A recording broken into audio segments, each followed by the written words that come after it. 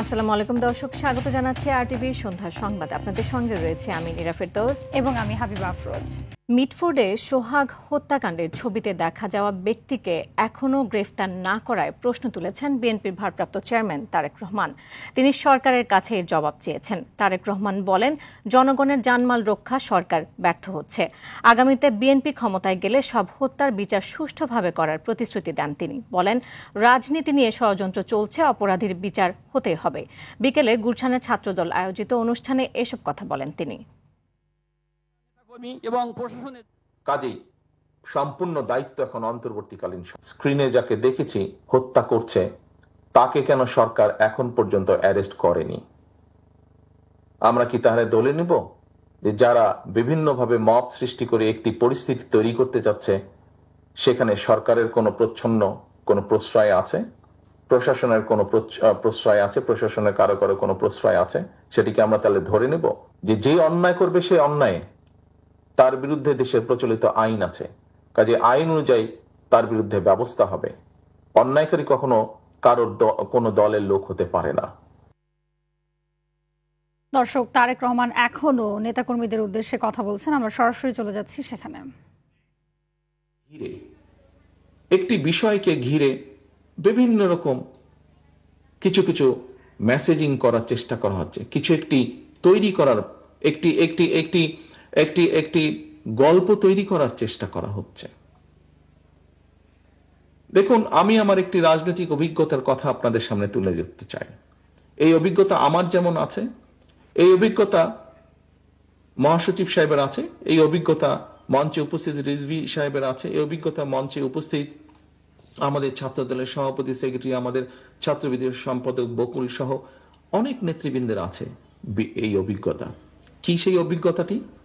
আমরা যখনই বিভিন্ন মানুষের সাথে কথা বলি, এই দেশে আমি যুক্তরাজ্যে আছি, এখানেও যখন বাংলাদেশি মানুষের সাথে দেখা হয়, প্রত্যেকে বিভিন্নভাবে তাদের কিছু কথা তুলে ধরেন। আপনারা যেরকম তুলে ধরেছেন, কেউ বলেছেন প্রশাসনকে এটা বলে দিতে, প্রশাসনকে কঠোরভাবে নিয়ন্ত্রণ করতে অথবা ঠিকভাবে গাইড করতে, কেউ বলেছেন বিচারের কথা।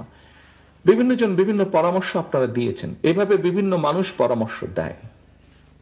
সম্মানিত অতিথিবৃন্দ, সকলের কাছে আমি একটি কথা তুলে ধরতে চাই।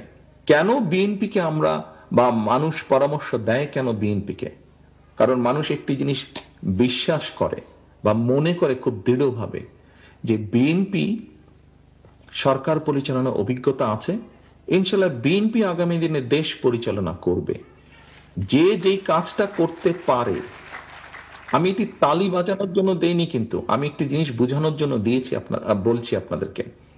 অর্থাৎ যে যেই কাজটি করতে পারে, অন্যজন অপরপক্ষ যদি বিশ্বাস করে যে অমুক ব্যক্তি অমুক কাজটি করতে পারে, করার ক্ষমতা তার আছে, তখন সেই বিষয় সংক্রান্ত পরামর্শ বা তার মতামত সে তুলে ধরে। আপনারা টিভিতে দেখবেন, টক শোতে দেখবেন, বিভিন্ন ব্যক্তি বলেন, হ্যাঁ বিএনপির তো এই করা উচিত, বিএনপির ওই করা উচিত, বিএনপির দেশ নিয়ে এটা করা উচিত, বিএনপির দেশ নিয়ে ওই পলিসি নেওয়া উচিত, বিএনপির ছাত্রদের নিয়ে এই পলিসি নেওয়া উচিত, শ্রমিকদের নিয়ে এই পলিসি নেওয়া উচিত। কেন বলে কথাগুলো বলে কারণ যারা পছন্দ করে না, উভয় পক্ষই স্বীকার করে নিচ্ছে যে আগামী দিনে ইনশাল্লাহ বিএনপি দেশ পরিচালনা করবে, সেই জন্যই বিএনপিকে এই কথা বলে। প্রিয় সহকর্মীবৃন্দ, বিভিন্ন সময় বিভিন্ন পত্রপত্রিকা ইদানিং আমরা দেখছি যে বিএনপি সংস্কারের এটি মানছে না, ওটি মানছে না, সেটি মানছে না। অপরপক্ষে আমরা দেখছি অনেকগুলো দল সবকিছু মেনে নিচ্ছে। আমাদের নেতৃবৃন্দ বলেছেন যে এখানে তো আমরা এসেছি আলোচনা করার জন্য, যদি সব মেনেই নিতে হয় সেটি তাহলে আলোচনার দরকার ছিল কি? সরকার বলে দিত যে এই করতে হবে, কিন্তু আলোচনার জন্যই ডাকা হয়েছে। এবং সেই আলোচনাকে আমরা দেখেছি কিছু ব্যক্তি, তার মধ্যে কিছু মিডিয়ার কিছু অংশ সহ বলার চেষ্টা করছেন, তুলে ধরার চেষ্টা করছেন যে বিএনপি এটা মানছে না, বিএনপি ওটা মানছে না, আর কেউ কেউ এটা মানছে ওটা মানছে। সকলের প্রতি সম্মান রেখেই আমি বলছি, দেশ পরিচালনার দায়িত্ব যারা যারা যাচ্ছেন রিফর্ম কমিটিতে, দেশ পরিচালনার অভিজ্ঞতা বা দায়িত্ব বা অভিজ্ঞতা বিএনপি ছাড়া আর কি কারো ওখানে আছে? কারো নেই,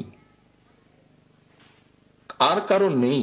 কাজে বিএনপি যেটি মানছে এবং যেটি নিয়ে বিএনপি প্রশ্ন তুলছে, বিএনপির অভিজ্ঞতা থেকেই বলছে।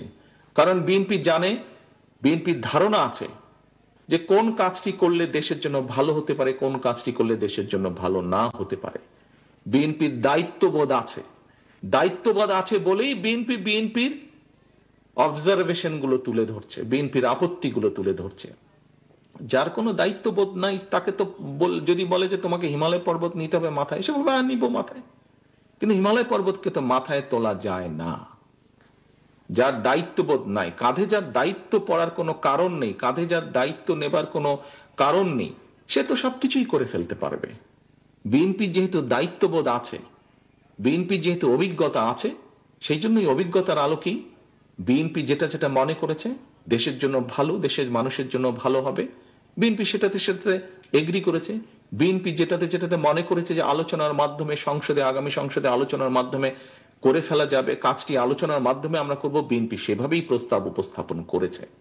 অতি দ্রুত তদন্ত করে অপরাধীদের খুঁজে বের করে দৃষ্টান্তমূলক শাস্তির দাবি জানিয়েছেন বিএনপির মহাসচিব মির্জা ফখরুল ইসলাম আলমগীর। বলেন, নির্বাচিত সরকার নেই বলেই দেশে আইন শৃঙ্খলা পরিস্থিতির অবনতি হচ্ছে। জুলাই শহীদ পরিবারের পাশে যথাযথভাবে না দাঁড়ানো সরকারের চরম ব্যর্থতা বলেও মনে করেন তিনি। আহতদের চিকিৎসা ও শহীদ পরিবারের পুনর্বাসনের দাবি জানান বিএনপির মহাসচিব।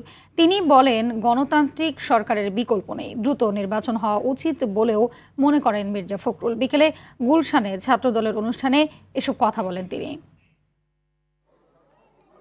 এই ছেলেরা যারা আত্মহত্যা দিয়েছেন, যাদের প্রাণ গেছে, শহীদ হয়েছে, তাদের সেই ধরনের তাদেরকে কোনো ক্ষতিপূরণ বা তাদের পরিবার বর্গকে তাদেরকে রিহ্যাবিলিট করার কোনো ব্যবস্থা গ্রহণ করা হয়নি। তাদেরকে পুনর্বাসন করার জন্য অতি দ্রুত ব্যবস্থা গ্রহণ করতে হবে।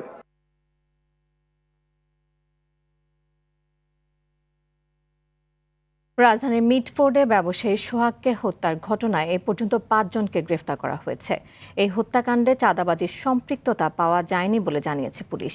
এদিকে রহস্য উদ্ঘাটনে সহায়তার ঘোষণা দিয়েছে র্যাব। স্বরাষ্ট্র উপদেষ্টা জানিয়েছেন, শিগগিরই জড়িতদের আইনের আওতায় আনা হচ্ছে।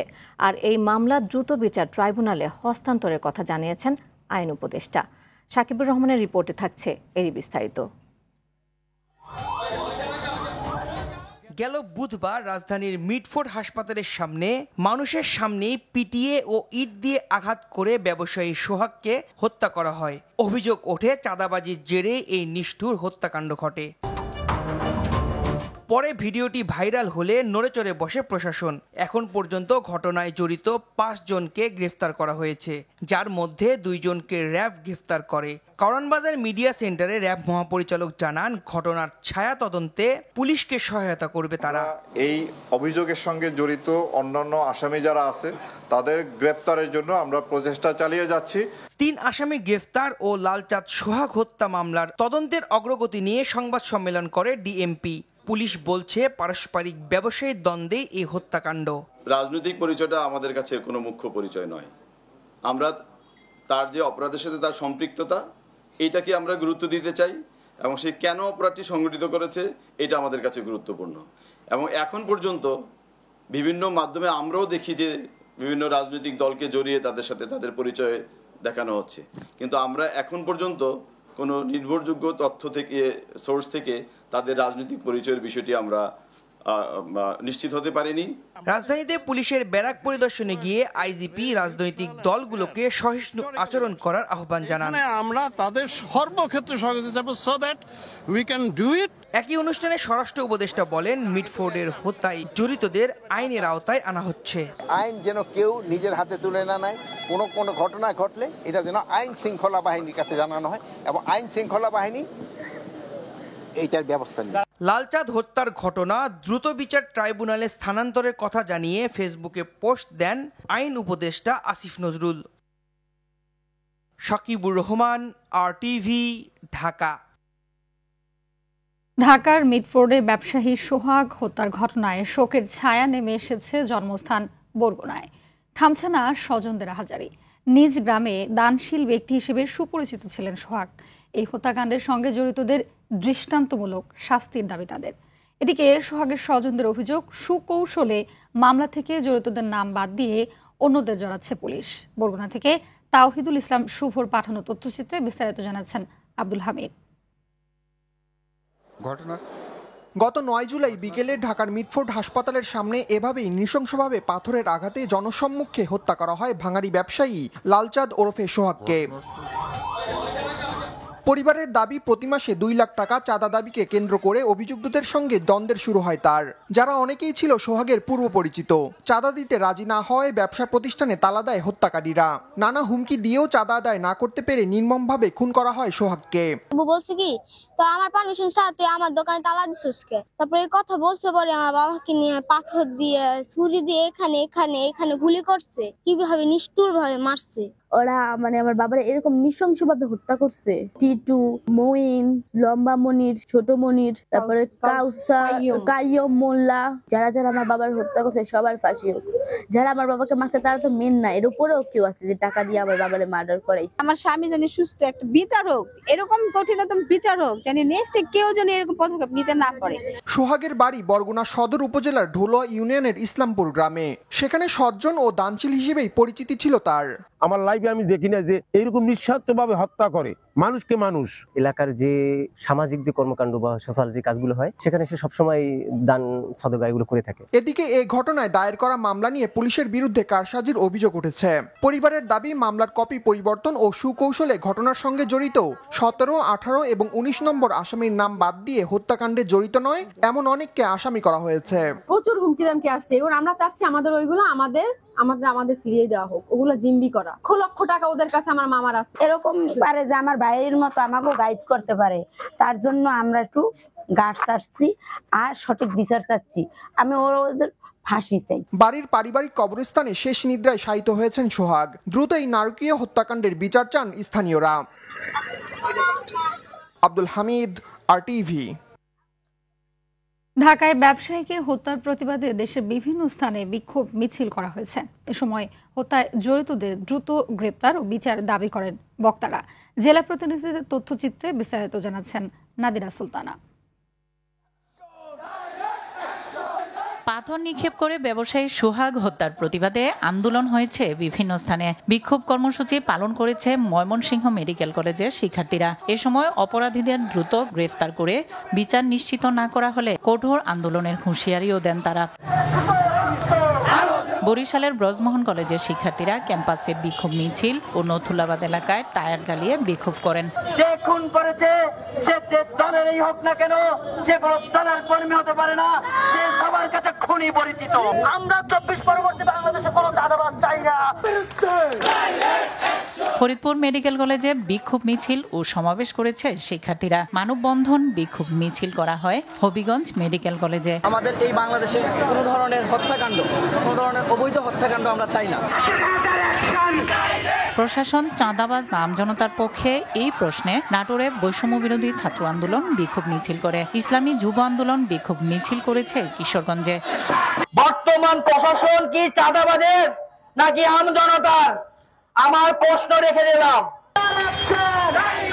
সোহাগ হত্যার বিচার দাবিতে নওগাঁয় বিক্ষোভ সমাবেশ করা হয়। আইন শৃঙ্খলা পরিস্থিতির অবনতি ও নৃশংস হত্যার প্রতিবাদে সিরাজগঞ্জে বিক্ষোভ মিছিল করা হয়েছে। আমরা সাধারণ শিক্ষার্থীরা ক্ষুব্ধ এবং আমরা এর তীব্র নিন্দা এবং প্রতিবাদ জানাই এবং বিচারের দাবি করি।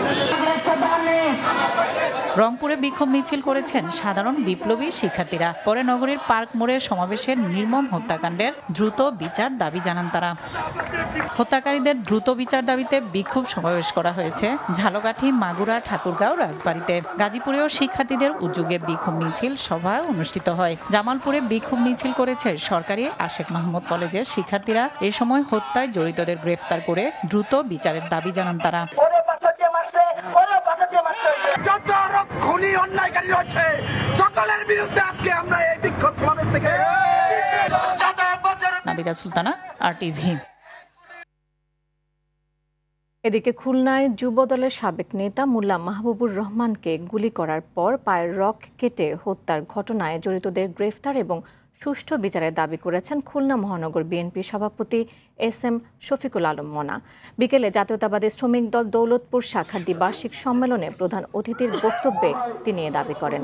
এ ঘটনায় মাহবুবের বাবা আব্দুল করিম মোল্লা আজ অজ্ঞাত পরিচয়ে ব্যক্তিদের আসামি করে দৌলতপুর থানায় মামলা করেছেন। হত্যাকাণ্ডে 24 ঘন্টা পার হলেও হত্যাকাণ্ডের ঘটনায় এখনও কাউকে গ্রেফতার করতে পারেনি পুলিশ।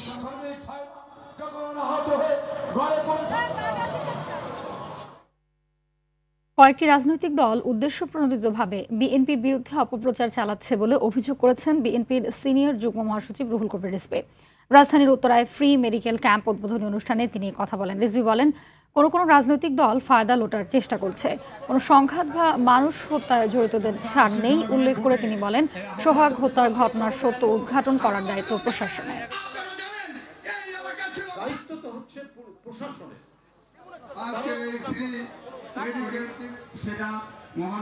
দায়িত্ব তো হচ্ছে প্রশাসনের। তারা জানাবে যে এই লোকই ক্রাইমের সাথে জড়িত, কিন্তু সে বিএনপির বিভিন্ন প্রোগ্রামে থাকে। আপনি ধরে ভাবুন পুলিশ কমিশনার কি করে।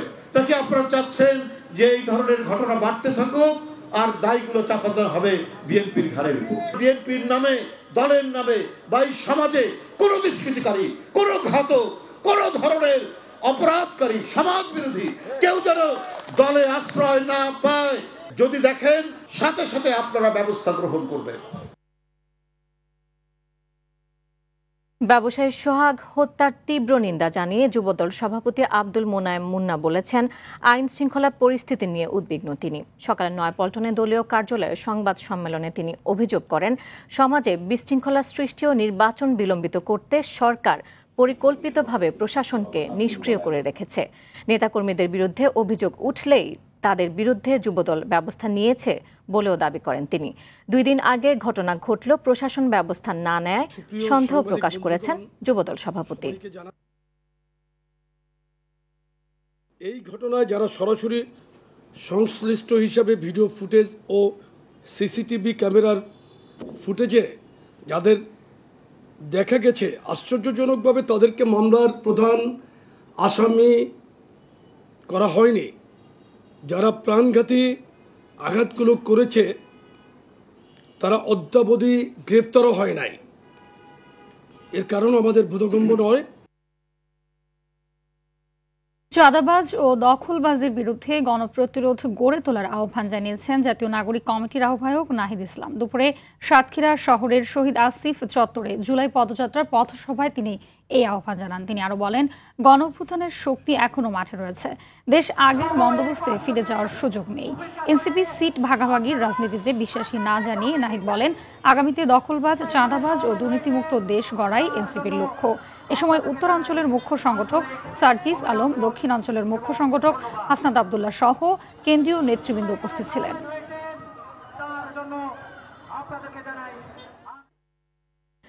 রাষ্ট্র সংস্কার নিশ্চিত ও টেকসই করার একমাত্র রক্ষা কবচ পিআর পদ্ধতি নির্বাচন বলে জানিয়েছেন ইসলামী আন্দোলনের আমির মুফতি সৈয়দ মোহাম্মদ রেজাউল করিম। দুপুরে এক গোলটেবিল বৈঠকে সভাপতির বক্তব্যে এসব কথা বলেন তিনি। বৈঠকে জামায়াতে ইসলামের সেক্রেটারি জেনারেল অধ্যাপক মিয়া গোলাম পরওয়ার বলেন, নীতিগতভাবে জামায়াতে ইসলামী পিআর পদ্ধতি নির্বাচনের পক্ষে। একটা দলের মতের জন্য এই সিদ্ধান্ত আটকে থাকবে তা কোনোভাবেই হতে পারে না বলেও মন্তব্য করেন তিনি। পদ্ধতিকে ফোকাস করা হয়েছে, কারণ যে কোন দল বলে যে না এটা এখন চলতে পারে না। কেন চলতে পারে না? একই সঙ্গে আসামি ও সাক্ষীর তালিকায় থাকবেন জুলাই আগস্ট হত্যাকাণ্ডে শেখ হাসিনা সহ অন্য আসামিদের বিরুদ্ধে স্বেচ্ছায় রাজসাক্ষী হওয়া সাবেক পুলিশ মহাপরিদর্শক চৌধুরী আব্দুল্লাহ আল মামুন। আন্তর্জাতিক অপরাধ ট্রাইব্যুনালের প্রসিকিউটর গাজী MH তামিম বলেন, পুরো সত্য বললে খালাস পেতে পারেন মামুন। আর সুপ্রিম কোর্টের সিনিয়র আইনজীবী অ্যাডভোকেট জয়নুল আবেদিন জানান, একজন সাবেক প্রধানমন্ত্রীর বিরুদ্ধে তারই অনুগত আইজিপি রাজসাক্ষী হওয়ার নজির এটাই প্রথম। আরো জানাচ্ছেন AR বাদল। বিশেষ আস্থাভাজন হওয়ায় 2022 সালের 12 অক্টোবর শেখ হাসিনার উপস্থিতিতে চৌধুরী আব্দুল্লাহ আল মামুনকে আইজিপি ব্যাজ পরিয়ে দেন সাবেক স্বরাষ্ট্রমন্ত্রী আসাদুজ্জামান খান কামাল। এরপর আসে 2024 সালের রক্তাক্ত জুলাই আগস্ট। ছাত্র জনতার আন্দোলন দমাতে শেখ হাসিনা নিজেই দেখা মাত্র গুলির নির্দেশ দেন।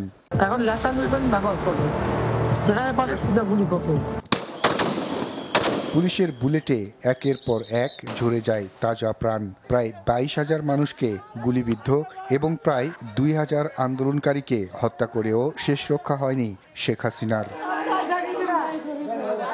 শেখ হাসিনার নির্দেশ পেয়েই নির্বিচারে মানুষ হত্যা করে পুলিশ। এ নিয়ে তৎকালীন স্বরাষ্ট্রমন্ত্রী আসাদুজ্জামান খান কামালকে ও তৎকালীন আইজিপি চৌধুরী আব্দুল্লাহ আল মামুনকে এক পুলিশ কর্মকর্তার হত্যার ভিডিও দেখানোর দৃশ্য ভাইরাল হয় সামাজিক যোগাযোগ মাধ্যমে।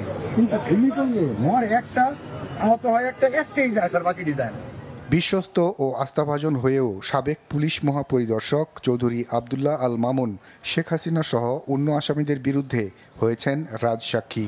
ফুল and true disclosure of the fact of this case, তার মানে পূর্ণ এবং সত্য। উনি যদি আংশিক বলেন তাহলে উনি এই সুযোগটা পাবেন না, উনি যদি কিছু অসত্য বলেন তাহলে উনি এটা পাবেন না। যদি সত্য এবং পূর্ণ বর্ণনা উনি দিতে চান, ট্রাইব্যুনালে আবেদন মঞ্জুর করতে পারেন। তো সেই আলোকেই ট্রাইব্যুনাল ওনার এই আবেদন মঞ্জুর করেছেন। একটা মানুষ হত্যার অনুশোচনা থেকে তিনি সাক্ষী হয়েছেন কিনা তা জানা না গেলেও আন্তর্জাতিক অপরাধ ট্রাইব্যুনাল তাকে আংশিক নয় পুরো সত্য বলার শর্তে রাজসাক্ষী করেছেন। সত্য বললে আসামিদের শাস্তি নিশ্চিতের পাশাপাশি মুক্তি মিলতে পারে মামুনের। বিচার যখন শেষ হবে তখন কোর্ট ডিসাইড করবে ওনার ফেটটা কি হবে। তখন ওনাকে মানে এখানের স্পিরিটটা হলো তাই যে তখন ওনাকে কোর্ট খালাস দিয়ে ছেড়ে দিতে পারবে। এ বিষয়ে সুপ্রিম কোর্টের সিনিয়র আইনজীবী অ্যাডভোকেট জয়নুল আবেদিন বলেন, এ ধরনের ঘটনা বিরল। তবে এরকম একজন প্রধানমন্ত্রীর বিচার হচ্ছে, সেইখানে আবার তার একজন কর্মচারী রাজসাক্ষী হচ্ছে, এরকম উদাহরণ অতীতে কখনো হয়। আসামি থেকে সাক্ষী হওয়ায় নিরাপত্তার স্বার্থে তাকে আলাদা রাখার ব্যবস্থা করেছে আন্তর্জাতিক অপরাধ ট্রাইব্যুনাল। একজন সাক্ষী হয়ে একজন আসামিদের সাথে একই ঘরে থাকাটা ওনার জন্য আনসেফ। আর বাদল, RTV, ঢাকা। যুক্তরাষ্ট্রের উচ্চ শুল্কে ধাক্কা মোকাবেলায় রফতানি বৈচিত্র্যের বিকল্প নেই বলে মনে করেন অর্থনীতিবিদরা। তবে তা সম্ভব হচ্ছে না উচ্চ শুল্ক নীতি, উৎপাদন খরচ এবং পণ্যের নিম্নমানের কারণে। সম্ভাব্য নতুন বাজার এবং পণ্যের বিবেচনায় নীতি কৌশলের তাগিদ দেন তারা। আর রাজনীতিবিদ ও ব্যবসায়ীদের সমন্বিত উদ্যোগ প্রয়োজন বলে মনে করেন বাণিজ্য উপদেষ্টা। আরও জানাচ্ছেন তৌহিদুর রহমান। একসময় সোনালী আঁশ খ্যাত পাট ছিল দেশের রপ্তানি আয়ের প্রধান মাধ্যম, সেটি এখন তলানিতে। ধারাবাহিকভাবে 2024-25 অর্থ বছরেও পণ্যটির রপ্তানি নেতিবাচক। আর 2023-24 অর্থ বছরে $85 কোটি রপ্তানি হলেও গত বছর তা নেমে আসে $82 কোটি। অন্যদিকে গেল অর্থ বছরে 8.58% বেড়ে তৈরি পোশাক রপ্তানি আয় হয়েছে $4,800 কোটি মার্কিন ডলারেরও বেশি।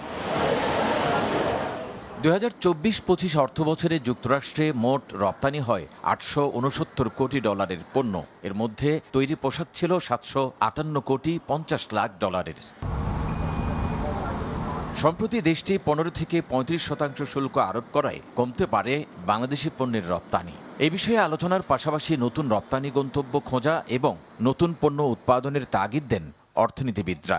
বিশেষ করে এখন দরকার নতুন প্রবৃত্তির কিছু চালক খাতকে আমাদেরকে চিহ্নিত করতে হবে, তাদেরকে কিভাবে সেই চালক পর্যায়ে নিয়ে আসার জন্য নীতি সহায়তা করতে হবে, সেই বিষয়গুলো খুব জোরালোভাবে সামনে নিয়ে আসা দরকার। উচ্চ শুল্ক থাকা মানে হচ্ছে দেশের বাজার অনেক বেশি আকর্ষণীয় বিদেশের বাজারে জিনিস পাওয়ার ক্ষেত্রে। তাহলে আমার কাছে যদি কোনো মূলধন থাকে এবং আমি যদি চিন্তা করি যে দেশের বাজার অনেক বেশি আকর্ষণীয়, তাহলে তো আমি ইনভেস্ট করব দেশের বাজারের জন্য। সেটা হচ্ছে কাঁচামালের আমদানি নির্ভরতার কারণেই উৎপাদনে বৈচিত্র্য আসছে না বলে মনে করেন বাণিজ্য উপদেষ্টা। ইউটিলিটি কস্ট বা আমাদের যে পরিবহন ব্যয়, এইগুলোর সমন্বয়ে আমাদের একটা পণ্যের অর্থনীতিকরণ করা যেতে পারে, যেটাকে খরচের উদ্বৃত্ত তৈরি করতে পারে। এই ক্ষেত্রে সমন্বিত জাতীয় নীতির অভাব রয়েছে, যার বিনিময়ে আমরা বৈচিত্র্যকরণের ক্ষেত্রে এবং উদ্যোক্তাদের উদ্যোগেরও অভাব রয়েছে। সো এই সমন্বয়ের আমার ধারণা আমাদের রাজনৈতিক নেতৃত্ব এবং আমাদের উদ্যোগী সমাজে মানে উদ্যোক্তা সমাজের একত্রিত যে এবং সমন্বিত প্রচেষ্টা হলেই এই বৈচিত্র্যকরণ সম্ভব। গেল অর্থ বছরে চামড়া ও চামড়াজাত পণ্য, হিমায়িত খাদ্য, কৃষি পণ্য সহ কয়েকটি খাতে রপ্তানি আয় বেড়েছে। তৌহিদুর রহমান, RTV, ঢাকা। দর্শক সংবাদে এ পর্যায়ে নিচ্ছে হাইসেন্স সংবাদ বিরতি, ফিরে সারজা থাকছে।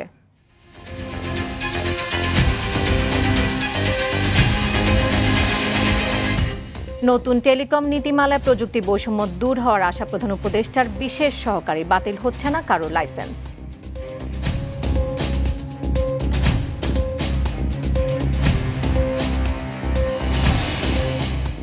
এবং তামাক ব্যবহারে দেশে প্রতি বছর 1,61,000 জনের মৃত্যু, এসডিজির লক্ষ্য অর্জনে শক্তিশালী আইন দাবি 19 সংগঠনের।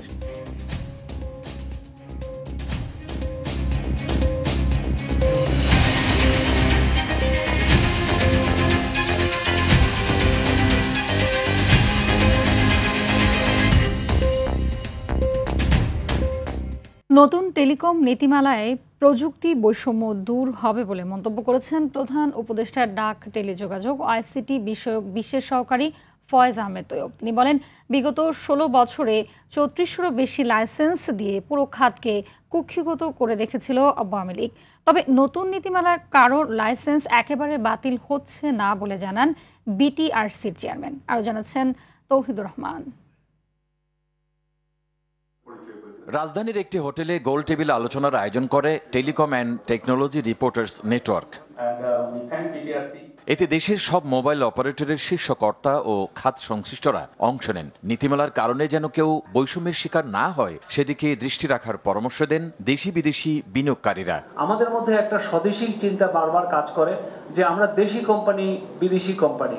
আমার কাছে মনে হয় এই চিন্তা থেকে বেরোতে হবে। ইনভেস্টমেন্টের কোনো ক্যাপ থাকবে না, আমাদের প্রাইসিং এর কেন ক্যাপ থাকবে? এখন আমাদের কেন ভয়েস প্রাইসে আমরা মিনিমাম ক্যাপ দিয়ে দিচ্ছি? স্টিল আমরা জানি না যে এই পলিসিটা কতদিন লাগবে।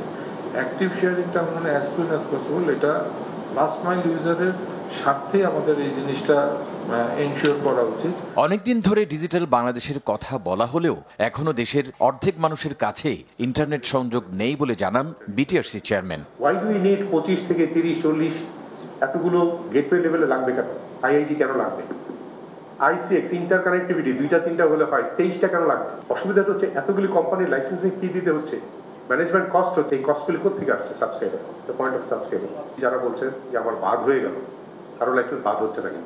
দেশ ও মানুষের কল্যাণে সবাইকে নতুন টেলিকম নীতি বাস্তবায়নের আহ্বান জানান প্রধান উপদেষ্টার বিশেষ সহকারী। আমরা এই পলিসিটাকে খুব দ্রুতই ক্যাবিনেটে নিয়ে যাব এবং তারপরে আমরা এটার বিপরীতে গাইডলাইনগুলো তৈরি করব এবং তারপরে আমরা টেলিকম অ্যাক্ট 2001-এ হাত দিব, যেখানে আমরা আমাদের যে রিকারিং বিষয়গুলো আছে, যেগুলো মিডিয়াতে এসেছে, যেগুলো মিডিয়াতে আসেনি, সবকিছুকে আমরা অ্যাড্রেস করে একটা বেটার টেলিকম অ্যাক্ট দেশকে দিয়ে যাব। গ্রাহকের কল্যাণে নতুন নীতিমালা করা হচ্ছে বলেও জানান বিশেষ সহকারী। এই পলিসিকে এর চেয়েও সামনে এগিয়ে নেবে এই আশা। তৌহিদুর রহমান, RTV, ঢাকা।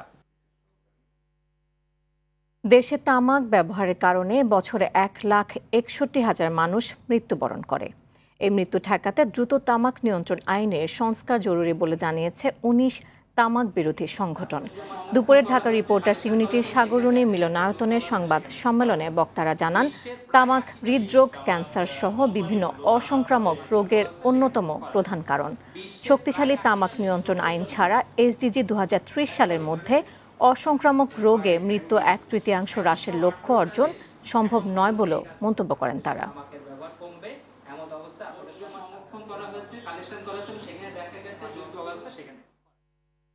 বৃষ্টি স্নাত সন্ধ্যায় ঢাকার শেরাটন হোটেলে হয়ে গেল মায়া বাদল দিনের প্রথম কদম ফুল শিরোনামে মনোমুগ্ধকর সাংস্কৃতিক অনুষ্ঠান শুক্রবার MW ম্যাগাজিন বাংলাদেশের আয়োজন করে। বর্ষার সৌন্দর্য, গানের সুর আর কবিতার ছন্দ মিলিয়ে তৈরি হয় এক আবেগঘন সন্ধ্যা। সঙ্গীত শিল্পী শামা রহমান ও অভিনেতা আফজাল হোসেনের পরিবেশনা মুগ্ধ করে অতিথিদের। অনুষ্ঠানে স্কয়ার টয়লেট্রিজ লিমিটেডের ব্যবস্থাপনা পরিচালক অঞ্জন চৌধুরী সহ সংস্কৃতি, গণমাধ্যম ও ব্যবসা জগতের বিশিষ্টজনেরা উপস্থিত ছিলেন। মিয়ানমারের মধ্যাঞ্চল স্যাগাইংয়ের একটি মঠে জান্তা বাহিনীর বিমান হামলায় অন্তত 20 জন নিহত হয়েছে। নিহতদের মধ্যে শিশুও রয়েছে বলে শনিবার এক প্রতিবেদনে জানায় ফরাসি বার্তা সংস্থা AFP। শুক্রবার স্থানীয় সময় রাত 1টার দিকে লিনতালু গ্রামের একটি বৌদ্ধ মঠে অবস্থান করা বাস্তুচ্যুত লোকজনকে লক্ষ্য করে এ বিমান হামলা চালানো হয়। 2021 সালে অভ্যুত্থানের মাধ্যমে গণতান্ত্রিক সরকারকে মিয়ানমারের সামরিক বাহিনী উৎখাত করার পর থেকে দেশটি গৃহযুদ্ধে জর্জরিত। দীর্ঘ এই সংঘাতে দেশটির মধ্যাঞ্চলীয় স্যাগাইং অঞ্চলে ব্যাপক ক্ষয়ক্ষতির শিকার হয়েছে। সিরিজ বাঁচানোর মিশনে 3 ম্যাচ টি-20-র দ্বিতীয়টিতে কাল শ্রীলঙ্কার মুখোমুখি হবে বাংলাদেশ। রাঙ্গিনীর ডাম্বুলা আন্তর্জাতিক স্টেডিয়ামে ম্যাচ শুরু হবে বাংলাদেশ সময় সন্ধ্যা 7:30টায়। ভাঙ্গুর ব্যাটিং লাইনের সঙ্গে ছন্নছাড়া বোলিং অ্যাটাকে প্রথম টি-20 হাতছাড়া করে বাংলাদেশ। সিরিজে ফিরতে এই ম্যাচে জয়ের বিকল্প নেই লিটন দাসের দলের। এদিকে প্রথম টি-20 জিতে ফুরফুরে মেজাজে শ্রীলঙ্কা। জয়ের ছন্দ ধরে রেখে টেস্ট ও ওয়ানডের পর টি-20 সিরিজটাও নিজেদের করতে চায় স্বাগতিকরা। দর্শক, সন্ধ্যা সংবাদ এ পর্যন্তই। রাতের সংবাদ 11:15 দেখার আমন্ত্রণ রইল। ধন্যবাদ সবাইকে।